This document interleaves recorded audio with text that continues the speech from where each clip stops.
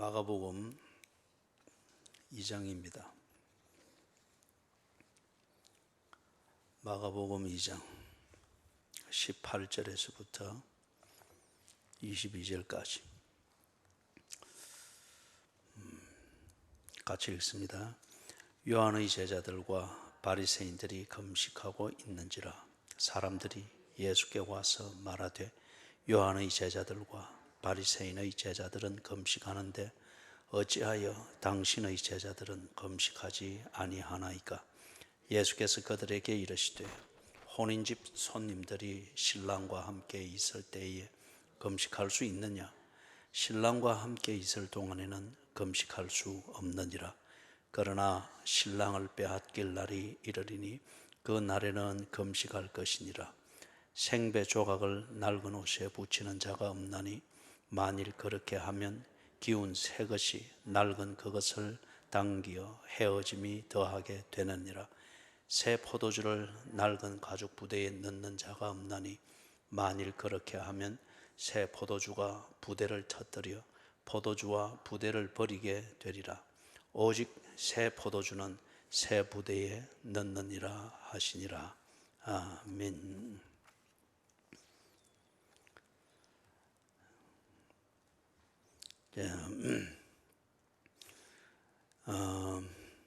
역시 이 본문도 하나님 나라라는 이 관점에서 여러분들이 이해를 해야 됩니다. 그래서 성경에 나오는 걸 어떤 것은 표면적으로 볼 때에 도덕적인 교훈이 아주 강하고 또 어떤 것은 그 당시에 종교 제도에 대해서 주류를 이루는 종교 제도나 교권에 대해서 비판하고 바로잡는 어떤 그런 게 표면적으로 아주 강합니다. 그러나 그 모든 것은 예수님이 다스리시고 통치하는 현장입니다. 그리고 이게 하나님의 나라입니다. 그래서 이게 예수님이 하나님이잖아요. 그렇지만 하나님께서 사람을 다스리고 세상을 통치하고 그래서 하나님의 구원을 이루고 사람들이 하나님과 바른 관계를 가질 수 있도록 예수님이 어떻게 다스리시는가? 옳은 것은 옳은 것으로, 틀린 것은 틀린 것으로 지적하고 보충해야 될 것은 어떤 기준에서 보충을 하고 이렇게 하시는가? 그게 하나님의 나라입니다. 하나님의 나라. 그래서 오늘 읽은 이 본문의 말씀도 여러분들이 앞에 나오는 것은 잘 몰라도 제일 뒤에 나오는 이 비유는 또 잘 아실 거예요. 새 포도주는 새 부대에 넣어야 하리라. 그리고 이거는 기독교인이 아니더라도 이걸 많이 인용을 하여서 뭔가 새로운 혁신을 추구할 때에 그럴 때에 슬로건으로 많이 쓰기도 하죠. 그러나 이 본문은 18절에부터 22절에 나오는 이 내용은 하나님의 나라입니다. 자, 오늘 예수님이 어떤 원리에서 통치하고 무엇을 이루기를 원하시는가 그걸 한번 살펴보면은 18절 여기서 이제 문제가 되는 게 있죠. 지금 이 기간이 아마 유대교의 달력으로 하면은 금식을 하는 기간인 것 같습니다. 바리새인들 중에서도 좀 신령한 바리새인들이든지 그런 사람들은 한 주에 한 번은 꼭 금식을 합니다. 그리고 더 경건하는 자로 알려져 있으면은 하루에 한 끼는 또 금식을 합니다. 특별히 절기가 되든지 또 금식하는 절기로 정했을 때에 그걸 빼놓을 수가 없죠. 이런 교회의 달력과 교회의 전통이 세워지는 것은 옛날로 치면 유대교죠. 유대인들이 이런 전통을 세워서 지키는 것은 애초에 그 의도는 하나님이 모세를 통해서 주신 율법대로 우리 표현으로 말하면 하나님의 말씀대로 신앙생활을 잘 하도록 하기 위해서 그 공동체가 규범을 세운 겁니다.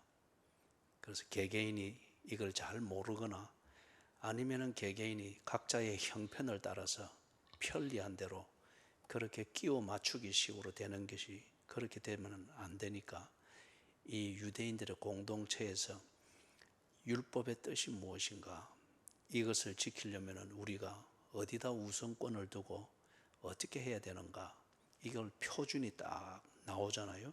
그 표준에 맞추어서 1회에 한 번은 금식을 해서 우리가 절제를 하고 하나님의 뜻을 알아야 된다. 또는 안식일을 지킬 때에 바늘을 여기에 가슴에 꽂고 바쁜 걸음으로 3걸음 이상을 움직이면 일을 하는 것이 된다. 이거는 일을 하지 말고 안식일을 기억하여서 거룩히 지키는 이것에 집중하라는 그런 것으로서 유대인들 사회에서 어느 정도가 되면은 일에 몰두하게 되는지 이게 딱 나오잖아요. 그것을 표준으로 삼아서 그런 규범들을 정한 겁니다. 그리고 그 규범을 따라서 쭉 지켜가고 그 규범대로 안 될 때에 잘못됐다라고 정죄하고 그 규범대로 지킬 때에 너는 옳게 신앙생활하고 있다. 그렇게 해서 자기를 관리하고 신앙생활을 관리할 수 있도록 그 도움을 주는 게 뭔가 하면 전통입니다. 우리도 지금 보면은 이 귀중한 전통이 있죠. 주일 모여서 예배 드리는 것, 주일 오전, 오후 모여서 예배 드리는 것, 이것은 성경적 사고방식을 따라서 하나님 중심, 성경 중심, 교회 중심 이 신앙생활을 하도록 돕는 가장 1차적인 전통입니다. 그렇다고 해서 우리가 하나님과 내 양심이 아는 그 일을 따라서 주일날 본교회를 가지 못하고 부득이하게 어디 출장을 갔다든지 부득이하게 해외여행 중에 거기서 예배를 드리게 된다든지 아니면 불가피한 스케줄 때문에 버스를 타면서 예배를 드리는 경우가 일생에 간혹 2-3번 있죠. 그렇다고 해서 하나님께서 네 법을 어겼다라고 해서 주의를 범한 자로서 심판이 임하고 그건 아니잖아요. 그죠? 무슨 말이냐면 우리가 매주일 교회에 나와서 오전 예배, 오후 예배 드리고 하는 이것은 가장 1차적이고 근본적인 전통입니다. 성경의 원리와 성경적 사고방식에 근거해서 주일 성수 그리고 하나님과의 바른 교제 이것을 중심으로 하여서 신앙생활을 다 바로 균형 잡히게 할 수 있도록 돕는 아주 성경적인 전통입니다. 그렇기 때문에 이것을 어기게 되고 이것을 제대로 일상적으로 지키지를 못하게 될 때 교회가 때로 권징을 하는 겁니다. 반면에 이제 우리 수요일 예배 또 새벽 기도회 이것도 한국 교회에 있어서 아주 중요한 전통이죠. 그런데 이것은 주일 예배를 지키는 것만큼 그렇게 1차적인 전통은 아니에요. 수요 예배를 우리가 두는 것은 주중에 늘 생활 속에서 몰입을 하다 보면은 하나님의 은혜로 산다라고 하지만은 하나님 은혜 베푸시는 하나님을 잊어버리고 베푸신 은혜도 잊어버리고 그냥 먹고 사는 데만 껍데기 그 신앙 고백만 가지고 먹고 사는 데만 허겁지겁 그렇게 되죠. 그렇게 될 때 한 주 살면서 휘딱 떠내려가 버리고 그리고 주일날은 전혀 무감각하게 가야 되느냐 예배를 드려야 되느냐 말아야 되느냐 스스로 갈등에 갇힌단 말이에요. 이런 걸 돌아보고 그걸 하기 위해서 중간에 딱 예배를 드리는 수요 예배를 둔 겁니다. 그래서 수요 예배는 성경 공부의 개념도 있고 기도회의 개념도 있습니다. 그래서 이전에는 한 30-40년 전만 해도 수요 기도회 그렇게 불렀습니다. 그죠? 수요 기도회. 그래서 이게 이제 예배라는 이름으로 그것을 기능을 같이 하면서 한 주간의 삶에서 내가 관심이 지금 어디에 가 있는지 한 3일을 지나오면서 내가 하나님의 뜻대로 살았는지 하나님의 말씀대로 살고 있는지 내 관심이 어디로 지금 쏠려가고 있는지 자기를 돌아보게 하는 겁니다. 돌아보게 하고 다시 하나님을 바라보며 하나님의 은혜를 입게 하는 거죠. 그리고 이전에는 수요 예배를 이래 드리면 마치는 시간은 없었습니다.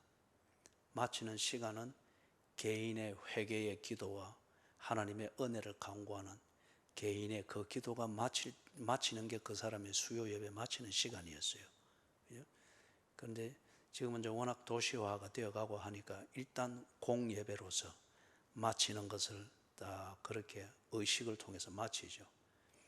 그런데 이제 요즘에는 그거 마치는 것과 함께 썰물 빠져나가듯이 샥 나나가 버리고 기도하고 돌아보고 묵상하고 그런 사람이 없습니다. 이게 이제 요즘의 풍습이 되어버렸죠. 그래서 수요 예배, 새벽 기도에 이제 이것은 그런 의미입니다. 그래서 새벽 기도에는 우리가 하나님 앞에 하루 일과를 시작하면서 자신을 돌아보고 만나를 주시는 하나님께 은혜를 구하고 오늘 하루의 삶도 주님의 은혜에 있고 주권에 있는 것을 결코 잊지 아니하면서 살며 하나님의 능하신 손 아래 거할 수 있도록 그것을 다 하나님과 하루 일과를 세우면서 시작한다, 그 의미죠. 그래서 그것도 참 아름답고 중요한 전통입니다. 거기에 대하여 여러 가지 신앙생활을 돕기 위해서 만든 전통들이 있죠. 또 금요 철학 뭐 그런 게 우리 또 한국에 또 하나의 전통처럼 되어 있고. 그런데 앞에서 우리가 주일 오전 예배, 오후 예배를 통해서 보는 것처럼 그 뒤에 부차적으로 신앙생활을 돕기 위해서 신앙생활의 본질에서 어그러 떨어지지 아니하고 교회 안의 생활과 교회 밖의 생활이 일관되게 하나님의 통치하심 속에서 바르게 그리스도인답게 될 수 있도록 돕기 위해서 이런 전통들이 차근차근 만들어지고 지켜왔다는 거예요.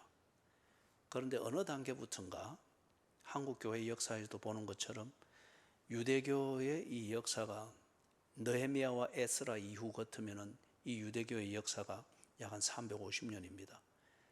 그래서 이 본질을 지키는 것을 돕기 위해서 만들어진 규범을 지키는 전통 생활에 딱 이렇게 지도하는 이것이 만들어졌다. 이게 이제 전통입니다. 그런데 어느 때부터인가 이게 이 전통대로 하지 아니하면은 틀린 것이 되고 이 전통대로 하면은 하나님의 백성이고 하나님의 은혜를 받을 자격이 있는 자로 그렇게 이해가 되기를 시작했어요. 그러다 보니까 우리 다음 수요일 보게 되어 있지만은 유대교의 규범을 따라서 정한 안식일을 지키는 규례, 그대로 하면은 하나님이 모세에게 주신 계명 안식일을 기억하여 거룩히 지키라 그대로 지킨 것이 되고, 유대교에서 정한 이 안식일을 지키는 규례와 그 규례를 지키는 전통대로 하지 않으면 안식일을 범한 자가 되어가지고 심한 경우에는 돌로 쳐 죽었습니다. 왜냐하면 그들이 안식일을 지키는 이 전통에 대해서는 굉장한 가치를 두었거든요. 모든 유대인들이 한 명도 빠짐없이 안식일을 규범대로 다 온전히 지킬 때 이걸 한 번이 아니고 그 다음에도 두 번 연속으로 이걸 다 지키면은 그들이 기다리는 메시아가 온다라고 믿었고 그렇게 가르쳤거든요. 그렇기 때문에 유대인이 100만 명이었다 치면은 그 중에서 99만 9,999명이 안식일을 다 그렇게 지켰는데 한 명이 안식일을 안 지켰단 말이에요. 그러면 이게 어떤 죄가 되는 거예요? 어떤 책임을 묻는 거예요? 네 때문에 메시아가 안 왔다는 거죠. 그렇기 때문에 그들의 관점에서는 돌로 쳐 죽일 만큼 아주 사악한 죄인이 되는 거죠. 이게 그들의 전통이었습니다.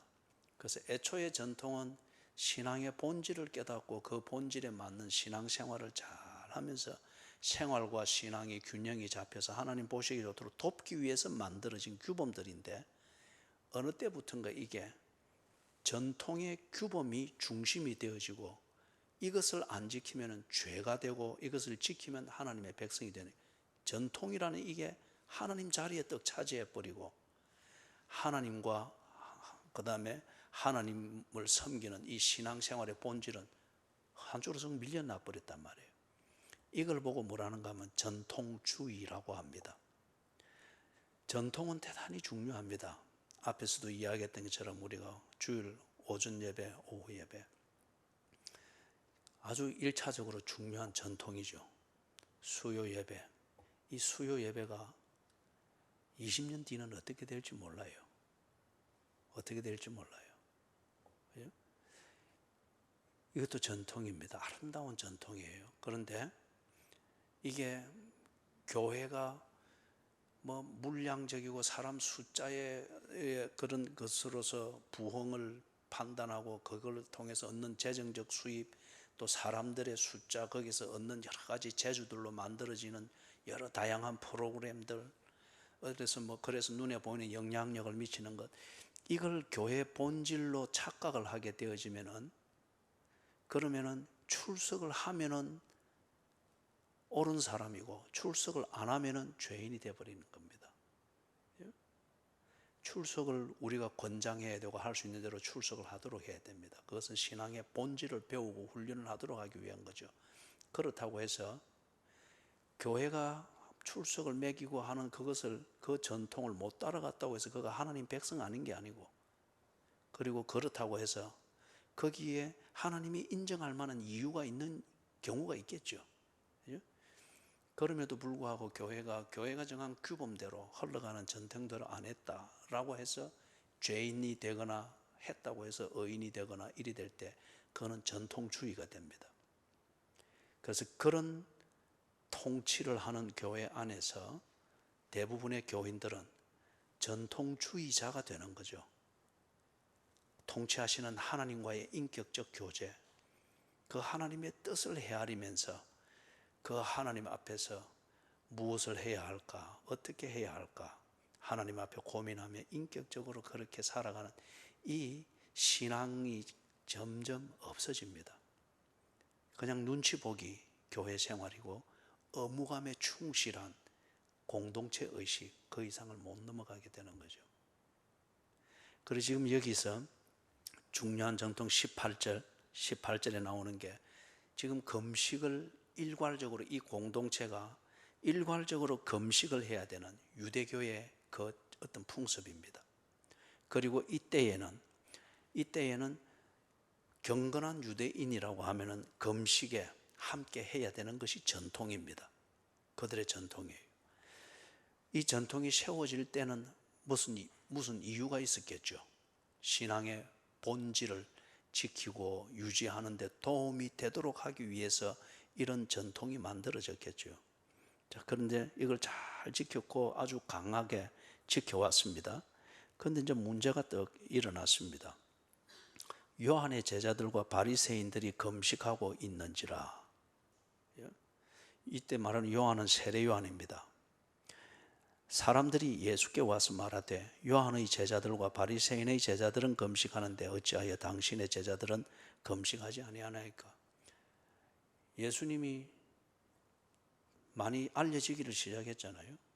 그리고 예수님께서 당시 유대 사회의 주류 종교인들, 주류 교단들, 그들이 하고 있는 전통에 대해서 날카로운 비판이 포함되어 있는 설교들을 하고 가르치고, 때로는 이 전통의 관점에서 볼 때 예수님이 도발적인 행위를 하곤 했거든요.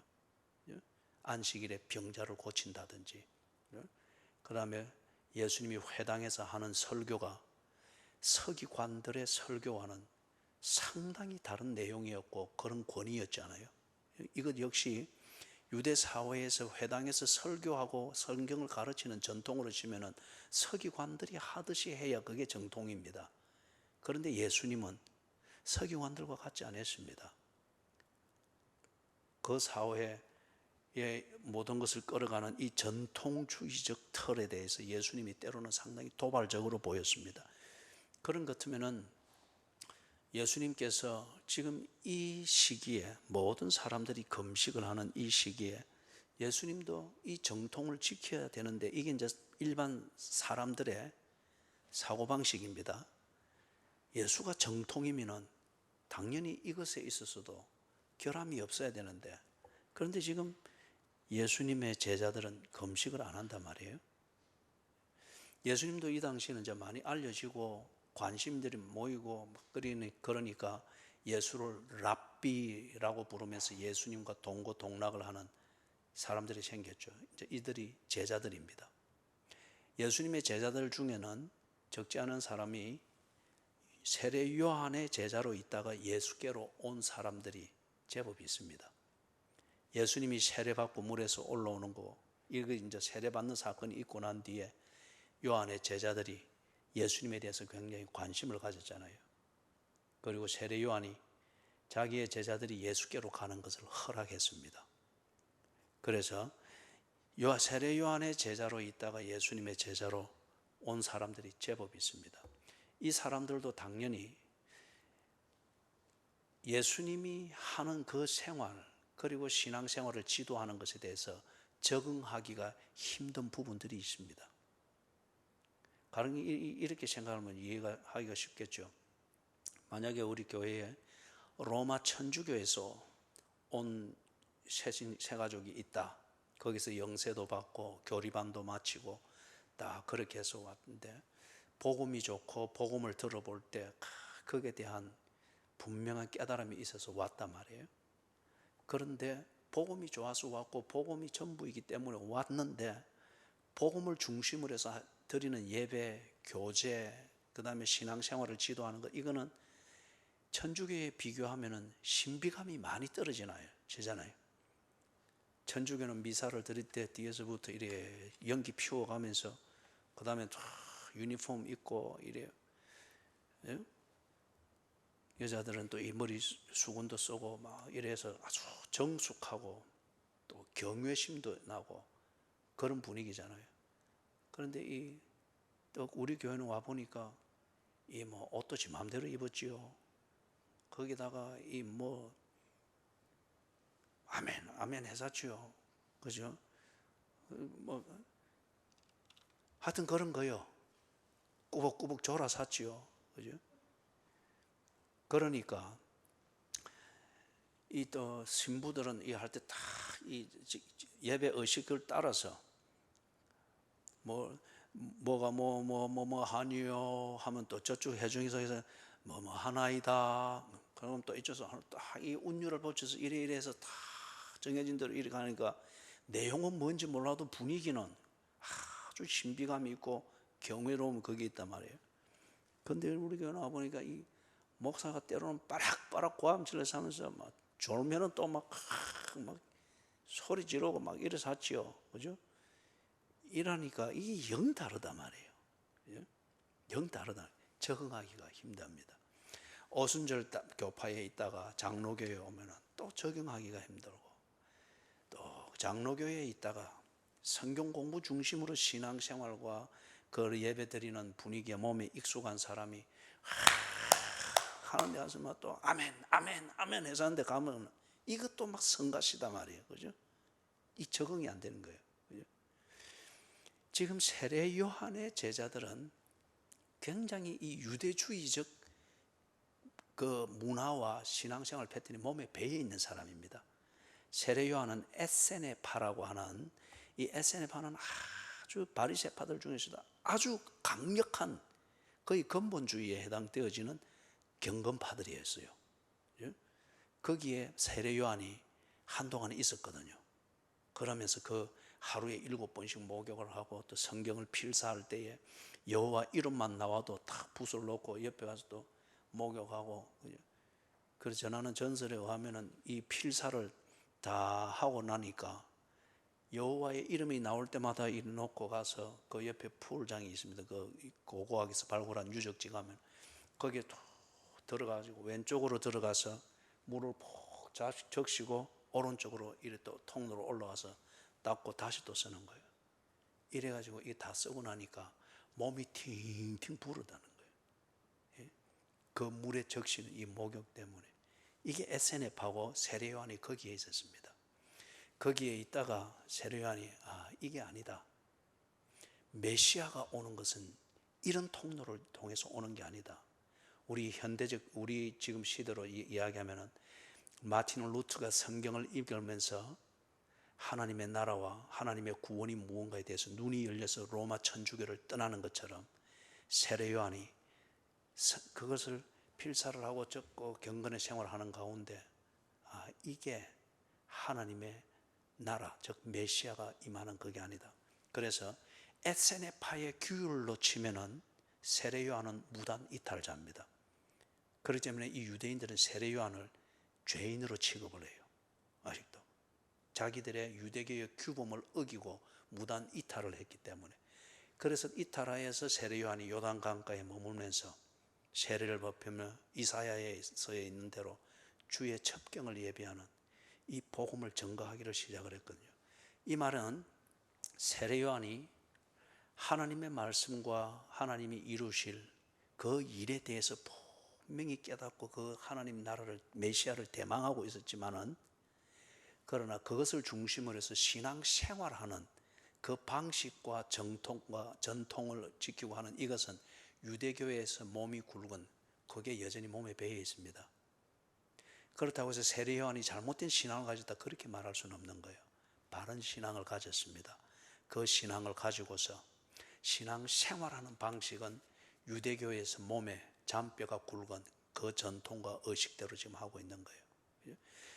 그렇기 때문에 지금 18절에서 세례 요한의 제자들이 금식을 하고 있고 바리새인들이 금식을 하고 있고, 그런데 예수의 제자들은 금식을 안 합니다. 이 전통과 지금 어긋나게 지금 이 시기를 보내고 있습니다. 그래서 사람들이 예수님에 대해서 이 문제를 제기를 하고, 예수님의 제자들 중에서도 세례 요한의 제자로 있다가 예수께로 온 사람들은 이게 적응이 안 되죠. 새로 섬기는 랍비이기 때문에 하라는 대로 하지만은 내심 그 비판을 들을 때에, 그래 우리 선생이 이걸 해야 되는데 왜 안 하지? 이리 될 수 있는 거예요. 예? 당신의 제자들은 금식하지 아니하나이까? 자, 왜 그러하지 않는지, 예수님의 의도가 뭐였는지 19절 20절 같이 읽습니다. 시작.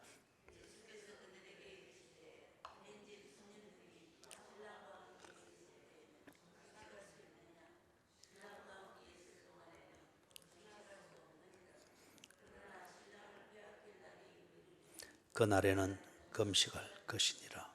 아멘. 여기 신랑을 예수님으로 직접적으로 비교를 해서는 안 됩니다. 예수님께서 지금 이 비유를 드는 것은 예수님을 신랑으로 암시해서 예수님이 어느 날인가는 없어지고, 지금 이걸 말하는 게 아니고, 지금 이것은 말 그대로 이 유대인들의 아주 잘 알려져 있는 풍습 중에 하나입니다.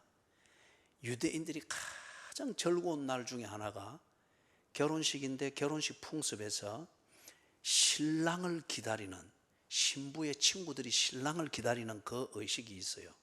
그래서 우리 슬기로운 다섯 처녀 이야기 나오죠, 그죠? 바로 그 풍습입니다.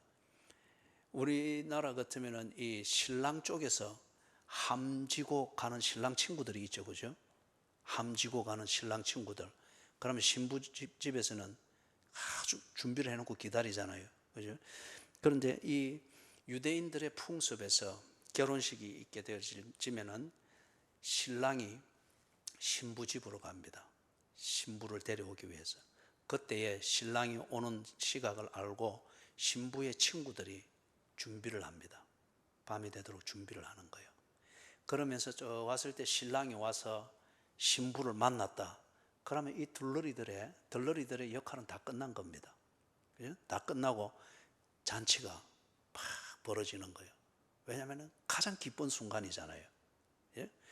신부가 기다리고, 신부 집에서 기다리고, 신부의 친구들, 이 들러리들이 이 기다리던, 밤이 맞도록 기다리던 신랑이 왔다. 가장 기쁜 순간이잖아요. 그렇기 때문에 유대인들의 이 사회에서 그들이 정말 기쁨을 표하고, 그 다음에 기쁨을 말할 때에 상징적으로 이야기할 수 있는 그 사건이 뭐냐? 기다리는 신랑이 와서 신부를 만나는 겁니다. 그러면 이게 지금 예수님이 왜 이 비유를, 모든 사람들이, 유대인들이 기쁨과 슬픔을 충분하게 아주 일상적으로 이해할 수 있는 이 비유를 왜 드시는가? 기쁠 때 왜 우리가 금식을 하느냐는 거예요. 그 다음에 슬플 때 금식을 해야지. 정말 우리가 헤어날 수 없는 슬픔, 해결할 수 없는 문제, 정말 우리 스스로 슬퍼질 수밖에 없고, 있는 기쁨도 빼앗길 수밖에 없는 정말 그런 위기 상황, 이럴 때에 그걸 어떻게 해결할지는 모른단 말이에요. 이럴 때에 우리가 금식을 해서라도 하나님의 은혜를 구하고 그 문제에서 벗어나는 것을, 그 도움을 하나님께 구해야 되지 않느냐, 지금 이걸 가르치기 위해서입니다. 신랑이 함께 있을 때, 다시 말해서 정말 기쁠 때, 문제가 다 해결이 됐다, 기다리는 신랑이 왔고 신부가 만났으니까 문제가 다 해결된 이때에 왜 청성맞게, 그죠? 또는 생뚱맞게 금식한다고 그렇게 하느냐? 정말 금식을 해야 될 정도로 우리가 하나님의 은혜를 구하고 문제 해결을 위해서 집중해야 될 때는 모든 것을 잃어버릴 것 같은 위기 상황일 때, 슬픔일 때, 그죠? 그는 기다리는 신랑이 오지 않거나, 신랑을 만났는데 다른 옆에 뭐 미디안족이 왔거나 어디 와서 신랑을 납치해 가버렸을 때, 이럴 때에는 정말 이걸 죽기를 각오하고 금식을 해서라도 문제를 해결해야 될 때지 않느냐, 그걸 지금 말하는 거예요. 금식은 언제 하느냐? 정말 슬플 때, 내가 해결할 수 없는 그런 위기 상황에 처했을 때에, 이게 그러니까 이제 이 신랑과 신부가 만나는 이걸 가지고 말하는 것을 볼 때, 그러면 예수님이 지금 말하고자 하는 정말 슬플 때는 언제입니까? 관계가 깨어졌을 때입니다. 정말 기쁠 때는 언제입니까? 내가 있어야 될 관계가 맺어졌을 때입니다. 그죠? 그럼 이걸 다른 말로 말하면 어떤 의미일까요? 신랑과 신부가 만나는 이게 완벽한 관계가 이루어진 겁니다. 그리고 신랑과 신부가 만났다는 이게 신부에게 필요한 모든 것이 갖추어지는 순간이고, 신랑에게 필요한 모든 것이 갖추어지는 순간입니다. 그죠? 그렇잖아요. 신부에게 필요한 모든 것이 드레스입니까? 아니잖아요. 신랑에게 필요한 모든 것이 무슨 지참금입니까? 아니잖아요. 그거는 덜러리들이고, 신부에게 필요한 모든 것은 신랑이 함께 있는 것이고, 신랑에게 필요한 모든 것은 신부가 함께 있는 것입니다. 그래서 관계가 완전하게 이루어지는 것, 이게 진정한 기쁨이라는 겁니다. 그러면 참혹한 슬픔은 뭡니까? 이 관계가 깨어질 위기에 봉착했다는 것, 그리고 이 관계로부터 내가 어떻게 탈취를 당했다든지 아니면 관계로부터 벗어나게 되는 위기에 직면했다고 하는 것, 이게 진정한 위기이며 슬픔이라는 거예요. 그럼 여기서 암시를 하는 게 뭐죠? 왜 금식해야 되느냐? 내가 하나님 나라야, 하나님 나라, 즉 하나님과의 이 관계에서 내가 어그러지는 것, 아니면 하나님과의 관계를 내가 제대로 알지 못하고 하나님과의 관계를 모욕이 되도록 내가 처신하게 되는 이런 때에 직면했다고 하면 정말 나는 슬퍼해야 되는 때라는 거죠. 그럴 때에 죽음과 같은 금식을 해서라도 그 위기에서 벗어나야 된다는 겁니다. 하나님과의 관계가 온전하게 되도록, 그리고 그 관계에서 내가 어떤 형태로든지 어그러지거나 빼앗기지 아니하도록, 그게 지금 예수님이 이 비유를 들어서 우리에게 암시하는 것입니다. 자, 그러면 조금 더 정리를 해보십시다. 금식은 유대교의 전통에 따르면 금식은 언제 하는가? 그들이 정해놓은 규범에 따라서 전통적인 습관에 따라서 그들은 했습니다. 전통주의죠. 그죠? 슬퍼든지 기쁘든지 이런 건 아무 상관이 없습니다. 하나님과의 관계에서 내가 바로 되어 있는지 안 되는지 이것도 큰 상관은 없고 의식도 없어요. 그날이 왔으니까, 그날이 되면 다 아침에 동틀 때부터 해질 때까지 이렇게 먹지 않고 뭐 생수만 마시고, 예를 들자면 그 전통이 있습니다. 그래서 전통에 따라서 습관적으로 합니다. 안 하면은 죄 지은 것 같고 죄인이 되어버리고, 이게 이제 전통주의죠. 그들은 금식을 언제 하는가? 다른 말로 하면은 유대교의 종교적인 습관을 따라서 금식을 했습니다. 우리나라도 지금 보면 예를 들면 그렇잖아요. 어느 금식기도 용하다고 하는 데 가면 그 기도원에서 딱 하는 금식하는 가이드라인이 있잖아요. 예? 금식하기 며칠 전부터 식사를 이리 줄이고 그 다음에 금식하기 들어갈 때에 관장약을 먹고 그 다음에 할 때에 생수 그리고 뭐 소금 근데 조금씩 먹고 무슨 뭐 마칠 때는 뭐 동김치를 어느 정도 마시고 뭐 가이드라인이 있잖아요. 그죠? 어떻게 보면 그게 안전을 생각해서 그렇게 경험에 따라서 만들어 놓은 것이다. 좋게 해석할 수도 있지만은 그게 지나치면은 그죠? 그게 지나치면은 종교적 의무감에 자기 자신이 가지는 종교적 의무감이든지 아니면은 자기가 속해 있는 단체에서 주어진 종교적 의무감이든지 그것에 충실하기 위한 것, 그 이상의 목적은 없어요. 그래서 언제나 물 옆에 두고 소금 챙기고 뭐 챙기고 이것에만 급급하게 되는 거죠. 의무감은 다 했습니다마는 그러나 내용이 뭐냐 이거죠. 그래서 이 유대인들이 왜 금식했는가? 전통주의적 습관에 따라서 했습니다.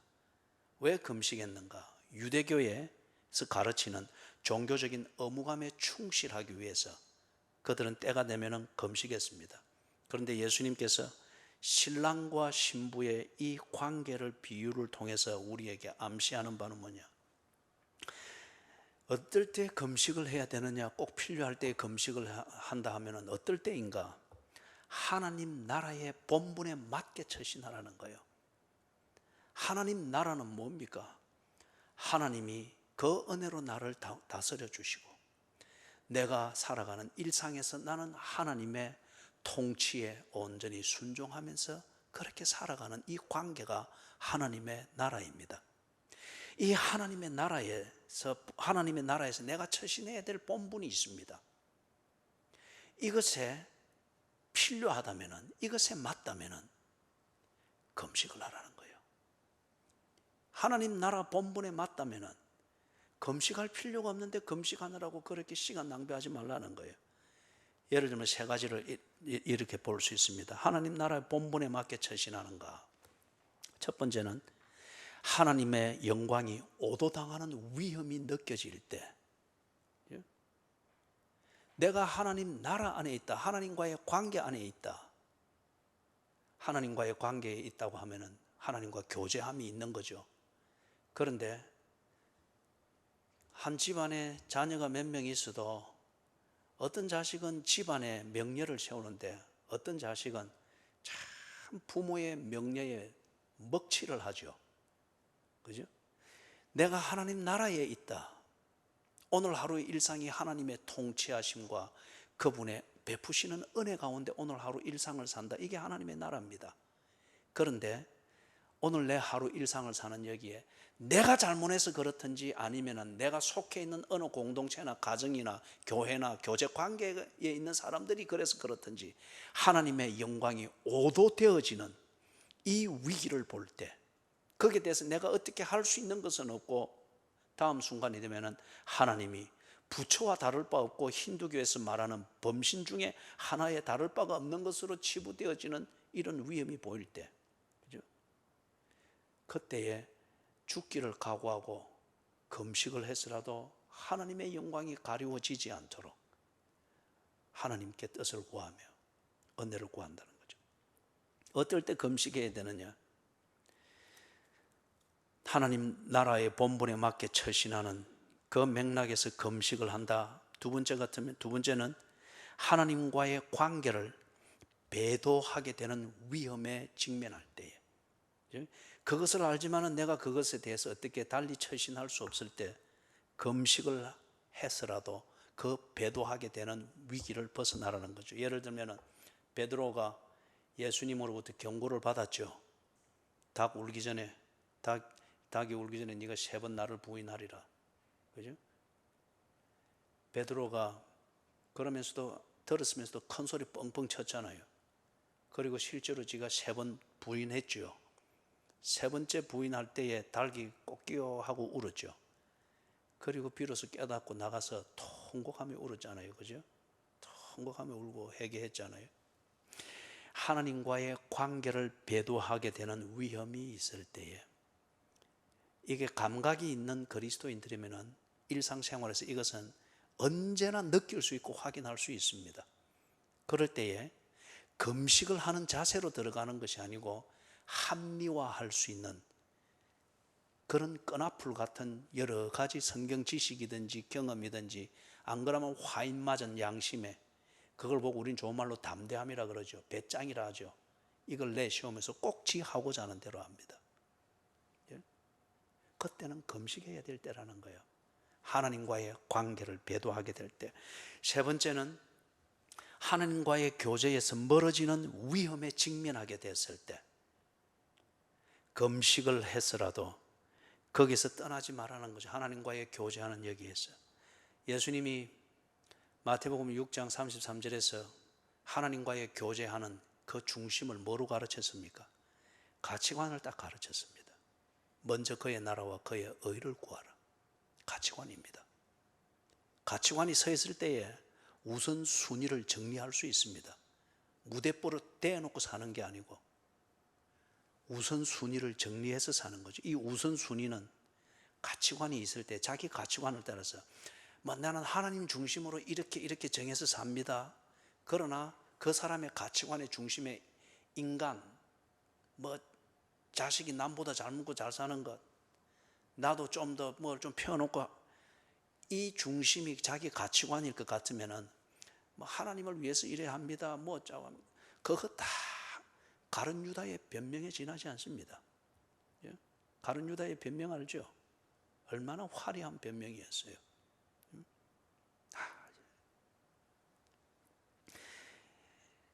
어느 서울의 어느 젊은 직장인이 유능했던 모양입니다. 그리고 신실한 크리스찬이었다 그래요.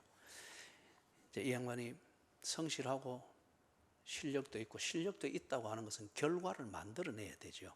그죠? 과정은 도덕적이어야 되고, 그게 정말 실력 있는 도덕이었으면 결과가 만들어집니다. 이렇게 되니까 이 사람들이 직장 안에서의 교제, 그리고 직장에 유익을 끼치는 것, 전문성 이래 해서 평가 점수들이 나오잖아요. 그래서 지 동기들보다 먼저 성진 발령이 났습니다. 그리고 실력이 있는 이 직원들은 회사가 클수록 탐을 내잖아요. 그래서 브레인 역할을 할 수 있는 대로 기획부든지 이런 데 그렇게 배치를 하잖아요. 그죠? 성진 발령이 그렇게 난 거예요. 그런데 이 친구가 교회를 가서 기도하고 또 목사님과 상담하고 그러면서 이 성진 발령을 거부했습니다. 성진은 시켜주면 하겠으나 그 부서로 가서 일하라고 하는 것은 자기는 사양을 했어요. 그래서 이걸 사양을 하는 것 때문에 내 성진이 취소되면 기꺼이 감수하겠습니다. 이유가 뭐냐? 회사에서 이 중진들도 그렇고 동료들도 그렇고 그걸 거부하는 건 진짜 회사의 이 문화에서 보면 정말 어리석기 짝이 없는 거예요. 그런 쪽에 성진을 하기 위해서 3수, 4수, 5수 해가면서 이 성진 시험을 보고 하는데 어리석기 짝이 없게 보이죠. 그래서 왜 그러냐 물을 때에 이유는 지극히 그들 눈에 볼 때는 종교적이었어요. 우리 입장에서 볼 때는 기독교적이었어요. 왜 그러느냐? 제가 함께 일하는 부서에 내가 전도한 동료가 있습니다. 이 동료가 이제 내가 다니는 교회에 출석을 하는 지가 이제 몇 주 안 됩니다.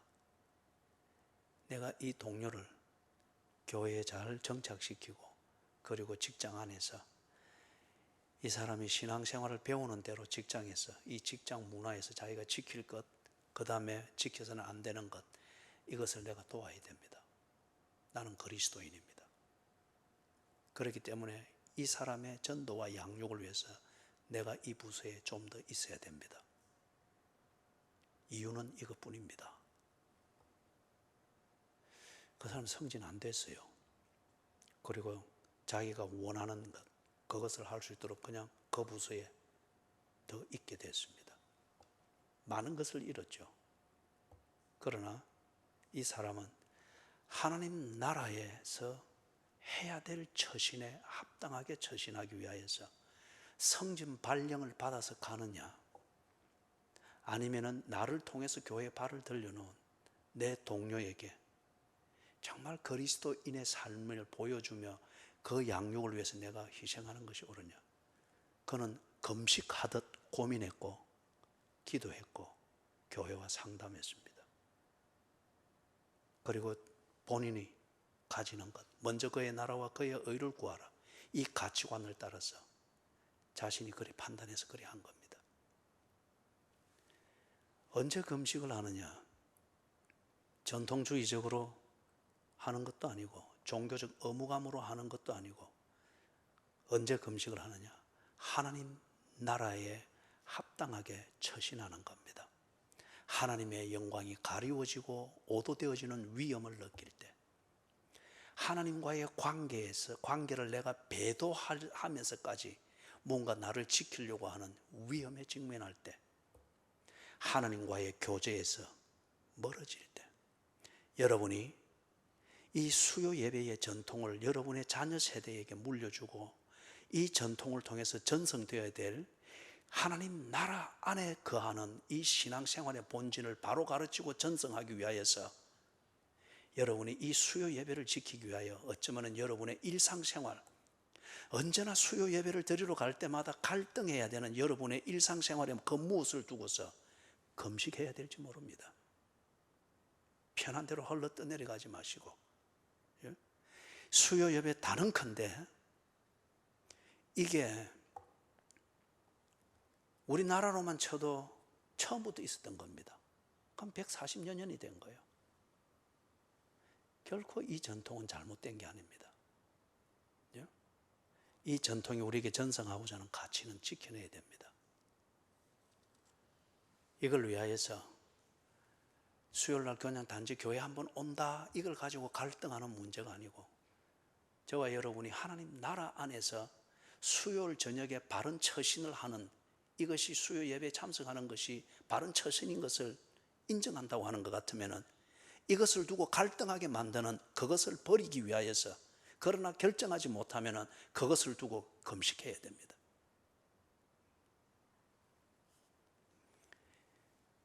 (20년) 이거는 후하게 시간을 잡는 거죠. 그 안에 수요 예배 전통이 어떻게 되는지. 그 다음에 마지막 부분을 보십시다. 21절, 22절 같이 읽습니다. 시작. 다시 딱 집중하십시오. 21절 시작.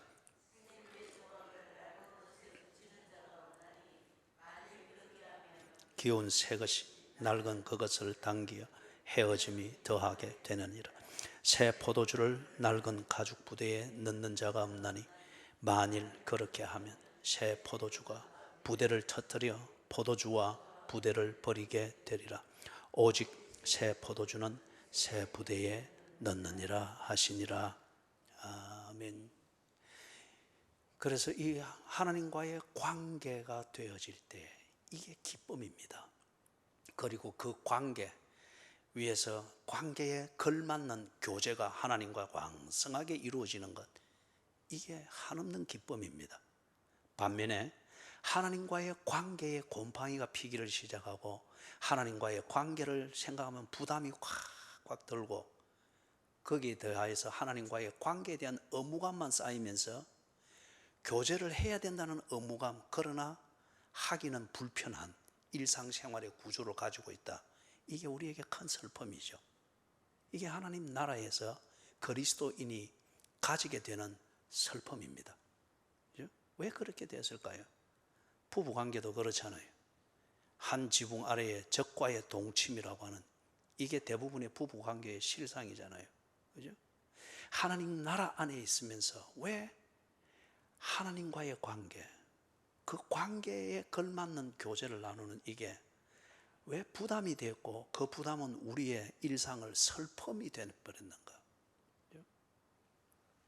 전통주의에 매이게 될 때에 그렇게 된다고 하는 것을 예수님이 지금 암시를 하는 겁니다. 자, 이걸 간단하게 정리를 하면 이렇습니다. 생배 조각, 낡은 옷이 떨어졌을 때 덧대어서 깁잖아요, 그죠? 그때 이 덧대는 이 생배, 이 조각이, 헝겊 조각이 너무 생배이면은 낡은 이것을 오히려 당겨서 이게 더 찢어진단 말이에요. 그런 경험 있죠, 그죠? 저는 어릴 때 그런 것을 입고 지내보기도 했습니다. 그죠?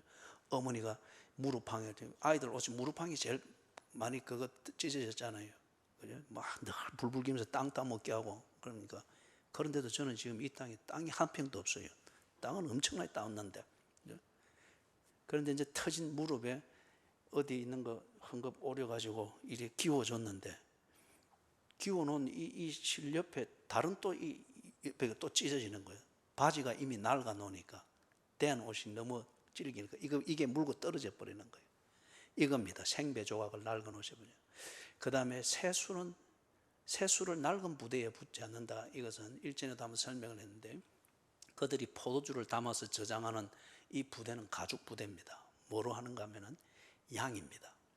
양을 잡을 때 양의 목을 탁 칩니다. 그리고 발도 그 발굽 있는 이쪽을 잘라서, 그리고 발굽 있는 데를 딱 잘 묶습니다. 그런 다음 목을 자른 여기에 포도주를 붓는 거예요. 새로 담은 포도주를 붓고 그 부분을 딱 막아서 두면은 안에 방금 부은 이 포도주가 팽창을 발효를 하겠죠. 발효를 하면 안에 가스가 차이니까 가죽 부대가 늘어지잖아요. 이게 몇 년을 썼으면 늘어지는 이게 신축성이 없어지지 않습니까? 그러면 안에 새 포도주를 부었을 때 이게 발효가 되면 가죽 부대가 몇 년을 쓰고 낡아서 신축성이 없으니까 이게 그냥 견디다가 터져버리는 거예요. 그런데 이 새 포도주를 이제 탁 오래 잡은 양 그 가죽으로 만든 데 해놓으면 이게 새 가죽이니까 신축성이 있는 거예요. 안에서 새 포도주가 발효가 될 때, 가스가 차고 이럴 때 이 가죽 부대가, 양 가죽이 쭉쭉 늘어지면 신축성이 있는 거예요. 그래서 새 포도주를 받아낸다 이 말입니다. 그렇기 때문에 유대인들의 풍습에서 새 포도주를 낡은 가죽 부대에 붓지 않는다. 그건 다 발효된 거, 그걸 저장할 때 붓는 것이고, 새 포도주를 담아가지고 발효시키는 이걸 위해 저장을 할 때는 새 가죽 부대에 그렇게 붓는다는 거예요. 이게 이제 뭘 말하는가 하면은 전통이라고 하는 것, 거기다가 전통주의가 되어버릴 때 이게 낡은 가죽 부대와 같다는 겁니다. 그렇기 때문에 이 유대교의 이 전통주의적 신앙생활, 전통주의적 고정관념, 이게 예수님을 못 받아냈잖아요. 언제나 예수가 하는 말에 부닥쳤잖아요. 그리고 죽이려고 했고, 그리고 예수님은 그것에 대해서 너희들이 하나님을 경외함을 떠나고 너희들의 전통을 숭배하고 있다. 그렇게 되면서 결국 마지막 쇼다운이, 결투가 어디서 난 거예요? 십자가에서 났지 않습니까? 못 받아내는 거예요. 간단한 예를 드리고 마칩니다. 베드로가, 예수님이 제자들에게 그걸 물으셨죠. 너희는 나를 누구라 하느냐? 그때 베드로가 주는 그리스도시요 살아계신 하나님의 아들이니다. 유대인들은 그들의 유대교의 전통과 교리적 틀에 다 매여서 그들 나름의 신앙생활하는 이들은 예수를 절대 인정할 수 없었습니다. 왜냐하면 그들의 전통과 교리의 틀이 예수를 메시아로 인정하면 그들은 다 무너져 버리기 때문에. 그래서 뭐라 했습니까? 나사렛에서 무슨 선한 것이 나겠느냐.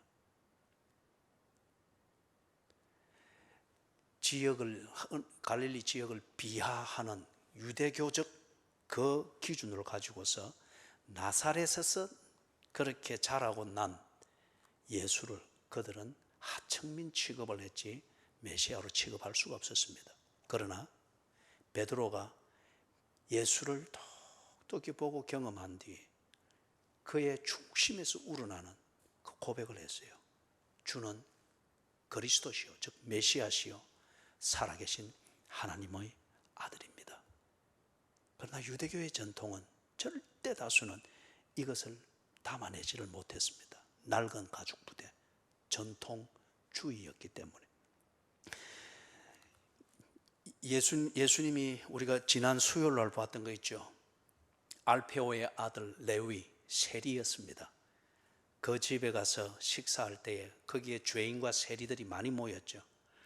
그래서 예수가 그들에게 은혜 베푸시고 구세주라는 이 분위기를 충분히 느낄 수 있는 것을 느끼면서 예수님을 집에 초빙해서 그렇게 정찬을 합니다. 그런데 이것을 지켜보고 있던 다른 사람들, 그 경건하다고 알려져 있는 이 사람들은 그것을 못 받아냈죠. 오히려 뭐라 그랬습니까? 그들 유대교의 전통주의와 교권주의라는 이 틀에 딱 매여가지고 뭐라 했습니까? 어찌 죄인들과 함께 먹느냐? 어찌 죄인들과 함께 먹느냐? 자기 백성을 저희 죄에서 구원하러 오신 예수를 유대교의 전통은 담아낼 수가 없었습니다. 그래서 결국에는 터져버렸죠. 그게 뭡니까? 신성 모독한다는 제명을 씌워서 십자가에서 죽여버렸습니다. 한 가지만 더 예를 들면은, 한 여인이 그 본문에 의하면은 그 마을에서 잘 알려진 죄인이라 그랬죠. 그러면은 분명히 그는 창녀였습니다. 예수님을 만나고 예수님으로부터 뭔가 큰 은혜를 입고 예수님을 향한 그의 사랑, 이게 유대교에서 가르치듯 전통적으로나 교리적으로 정리된 것은 아니나 그 이상으로 이 여인의 영혼에서부터 가슴을 서며 나오는 예수님을 향한 사랑이 있었습니다. 그래서 예수께서 식사하실 때에, 그것도 그 동네에서 경건하다고 알려져 있는 사람에게 초청을 받아서 식사할 때에, 그러면 경건하다고 알려진 사람들이 모여있는 자리잖아요. 거기에 이 여인이 예수께로 다가가서 자기의 직업용으로 쓰는 향유를 예수님의 발에 부었습니다. 그리고 머리털을 풀고 쏟아지는 눈물을, 그래서 예수님의 발을 닦았습니다. 이걸 보고 경건한 자다, 의인이라고 알려져 있는 그 자리에 모여있던 자들이 이 여인을 비아냥거렸죠. 그리고 예수도 비아냥거렸습니다. 그가 참으로 선지자였다면 저 여자가 누구인 줄 알았을 텐데. 그러면서 또 한 사람은 이 여인에게 그랬죠.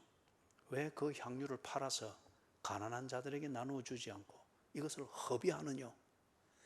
유대교의 사고방식과 전통주의는 예수님과 예수님의 은혜를 입은 이 사람 사이에 하나님 나라의 이 진정한 생명력, 이걸 담아낼 수가 없었습니다.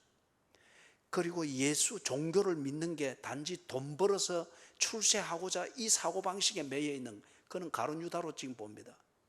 그 사람은 그 어떤 물질주의적인 이걸 목적을 이루기 위해서 유대교의 어떤 종교를 이용하고 있는 이 사람 역시 예수님과 예수님을 만나서 이 생명의 발효를 하고 있는 이 진정한 하나님의 나라, 이걸 담아낼 수가 없었습니다. 거기에 돈이 안 보이기 때문에 담아낼 수가 없었던 거예요. 사랑하는 여러분, 우리가 다음 주 수요일 날 보게 될 겁니다. 이 말씀을 하시고 유대교의 전통주의를 깨는 예수님의 이 하나님 나라를 보게 될 거예요. 안식일을 딱 깨뜨립니다. 안식일의 전통을 깨뜨린단 말이에요. 여러분이 하나님 나라에서 하나님은 여러분을 오늘 하루 종일 졸지 않고 주무시지 않고 돌보셨습니다. 새벽에 약속하신 대로 여러분과 함께 하셨습니다. 그런데 저나 여러분이나 사는 현장에서 눈에 들어오고 귀에 들리고 입에 맛을 내는 그것에 취해가지고 하나님과의 관계, 나를 통치하고 다스리고 인도하시는 불기둥 같고 구름기둥 같은 하나님의 다스리시는 그 나라를 우리는 아무렇지 않게 여기면서 내 입맛대로 갖고 내 눈에 들어오는 대로 갖고 내 손에 만져지는 느낌대로 갔을 겁니다. 그죠? 이러한 우리의 현실을 돌아보고 금식해야 될 정도로 가슴의 아픔을 느끼고 영혼의 위기를 느끼는 감각이 회복되어야 됩니다. 교회 그냥 눈도장만 찍는다고 해서 이게 되는 문제가 아니에요. 이런 것으로 치면은 유대인들이 얼마나 철저했고 불교 신자들이 얼마나 철저하며 이슬람에 비하면은 우리 이리 하는 것 흉내도 못 냅니다. 택시 운전하고 가다가도 오후 5시 기도 시간 되면 멈춰 놓고 기도 매트 빼놓고 메카를 향해서 그렇게 기도를 하고 하는데, 우리는 언제나 수요일날 교회 와야 되면은 늘 시계부터 보잖아요. 그죠? 이게 교회 갈 시간을 재는 것이 아니고 먹던 짜장면 다 먹을 수 있는 시간이 있는지 계속 그거 보잖아요. 그거. 사랑하는 여러분, 생배조각, 새포도주 이것에 비해서는 내 몸에 익은 대로, 그리고 내 주변의 사람들이 뭐라 말하는데 구슬수에 오르내리지 않도록 하는 덕을 세우는 것도 중요합니다. 그러나 성령께서 지금 여러분에게 말씀하신다면, 성령께서 누구에게도 줄 수 없는 것, 당신만이 알아야 되는 것을 당신에게 줬다고 하면, 성령께서 당신이 엄밀하게 숨겨놓은 그 죄악을 덜추어내면서 아간에게 지적하듯 그렇게 당신의 죄악을 지적하며 그 영혼이 번민 가운데 견딜 수 없도록 만들고 있다고 하면, 그래도 전통으로 덮을 수 있겠습니까? 그래도 교회가, 이 시대의 교회가 하는 그 문화대로 해서 들키지는 않아서 뭐 다 목사로 살아갈 수 있는지는 모르겠으나 당신의 영혼이 정말 평화를 누릴 수 있을까요? 하나님의 나라, 하나님의 통치하심이 이루어지는 성령의 역사하심, 이것이 예를 들어서 나의 은밀한 죄악을 지적하며 아간이 숨겼던 검괴와 외투처럼 내가 숨겨놓고 언제나 그거 붙들고서 나의 나침판을 구하면서 하루 일과를 사는 것, 하나님이 통치하시는 하나님이 보다 못하여서, 그죠? 성령을 통하여서, 아니면 어느 날 예배 시간 설교를 통해서 내 폐부를 찌를 때, 내 영혼을 뒤집어 놓을 때, 그때 해도 공동의회하는 전통으로 덮을 수 있겠습니까? 그냥 예배 시간 와서 의식 따라 앉아있다가 그렇게 해서 이래 늘 출석하는 두 사람들이 신실한 일꾼이다 하는 그 소리로 그걸 덮을 수 있겠습니까? 새 술은 새 부대에 담아야 됩니다. 하나님의 통치를 받는 영혼이 살아났고 그 영혼을 따라 살고자 하는 우리의 세포가 춤을 추기를 시작한다고 하면 이것을 받아낼 수 있는 신앙생활이 있어야 됩니다. 찬송가 450